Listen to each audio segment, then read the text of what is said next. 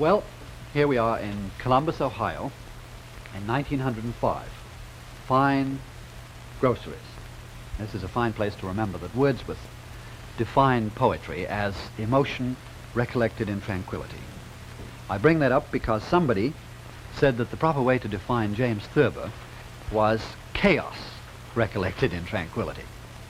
If you have read any of the sketches of Thurber in his childhood in Ohio, you may think that the whole of Ohio around 1905 to 10 was populated by complete lunatics. This is because Thurber is a humorist, and he knows that if you sneak up on people, whether it's a dog or an anxious rabbit or a wife that looks like a lunatic, they may be saner than you or me. So he's going to go back to 1905 and recall his Aunt Wilma and her great vigilance whenever she went to the grocery store about arithmetic. The voice that you're going to hear is that of James Thurber. When I was a boy in Columbus, Ohio, John Hance's grocery store stood on the south side of Town Street, just east of 4th, in what was known as the Central Market region. Thrift was John Hance's middle name. The store was run on a strictly cash basis. He was a swift and competent calculator, and after years of practice, he could add up a column of figures almost at a glance. No one ever dared challenge his accuracy. No one, that is, except my Aunt Wilma Hudson. Her financial clashes with Mr. Hance had become a family legend, and I was lucky enough to be present one day in 1905 when Mr. Hance's calculating and Aunt Wilma's figuring came together in memorable single combat. What did it come to, Mr. Hance?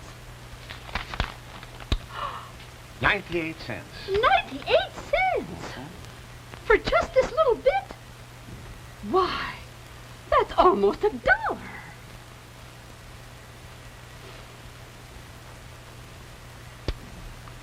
Well, I guess it's all right. But everything is so expensive.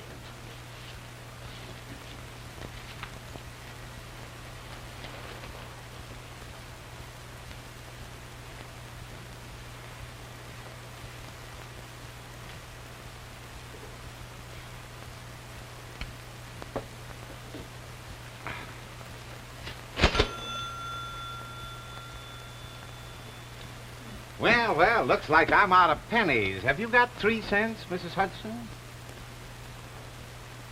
What do you want to know for? Well, if you'll just give me 3 You cents. owe me 2 cents. I know, but I'm out of pennies, so if you'll give me 3 cents, I'll give you a nickel.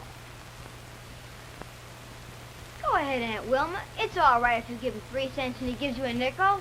Shut up, Jamie. I'm figuring. Well, here's your nickel, Mrs. Hudson. All you have to do is give me 3 cents.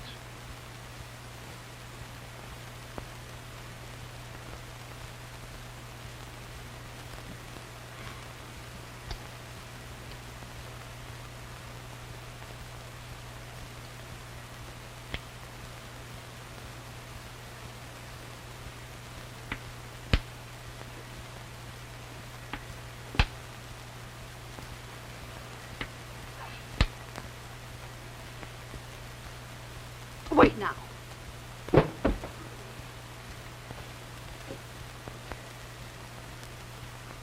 If I give you a dime and I keep the 8 cents, Yeah? it is 2 cents you're short, ain't it?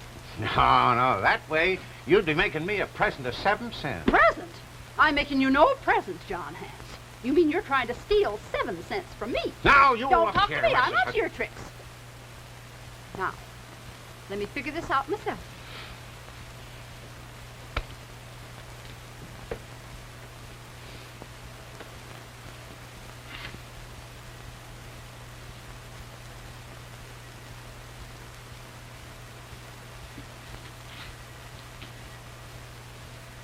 Why, of course. I don't know what got into me.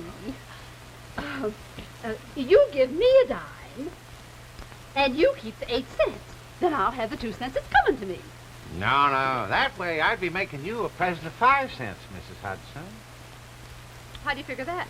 Well, you see, this is my nickel. You gave it to me as change. Only if you give me the 3 cents.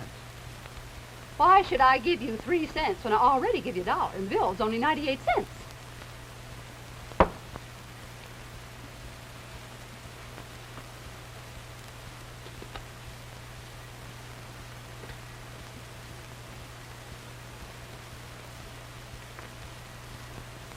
You gave me $1.03. 1, 2, 3.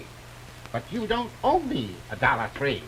You owe me 5 cents less than that.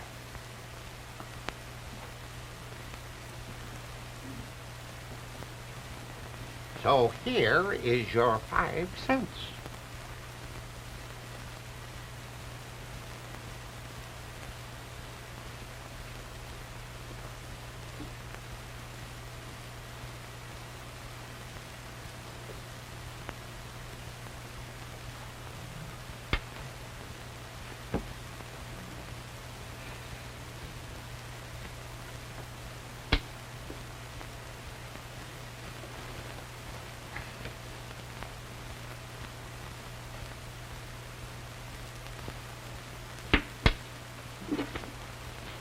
I've rung up the 98 cents on the register, Mrs. Hudson. I must have the $1 back for the till.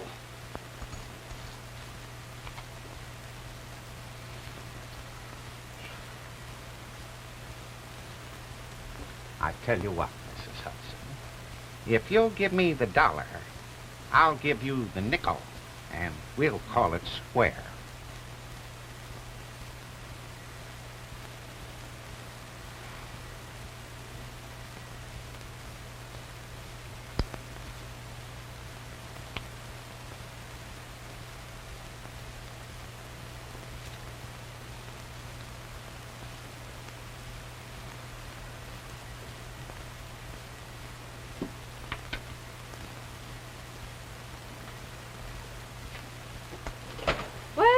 I don't know what you're trying to do.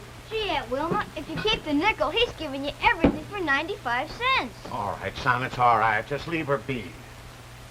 But you still owe him 3 cents. Don't you see that? I never owed him 3 cents in my... Wait a minute. Maybe I got the exact change. I don't know what came over me. I didn't think of it. Maybe I got the right change right here in the purse. 25, 50, 60, 70, 80, 93. 93. 5 cents more. There. But that is my nickel. It is not. You gave it to me as change. 93 and 5 makes 98. Now give me back my $1. Gee whiz, Aunt Wilma, now you owe 5 cents. You keep out of what you don't understand.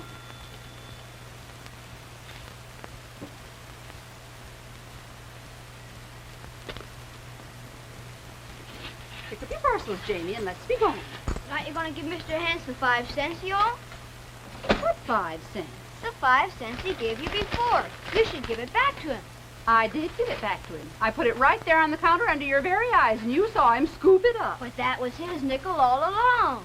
Well, he got his precious nickel. Good day, Mrs. Hudson. You needn't try to be sugary with me, John Hanson. The next time I come in here, I expect to have this account settled. Settle it now. Give him his nickel. I'm not speaking of any nickel. Then what are you speaking of? John Hanson knows. As far as I'm concerned, Mrs. Hudson, our account is settled. Well, it's not settled as far as I'm concerned. And the next time I come in here, I expect you to give me the 2 cents you owe me. Oh. You think I haven't been following all this, but I have. And I know just as well as you know that you still owe me 2 cents. My bill come to 98 cents, and I give you $1. You owed me 2 cents at the beginning, and you still owe me 2 cents, and I ain't forgetting it. And I saw you put your thumb in the butter and your hand on the scale, and you ain't got no wax paper.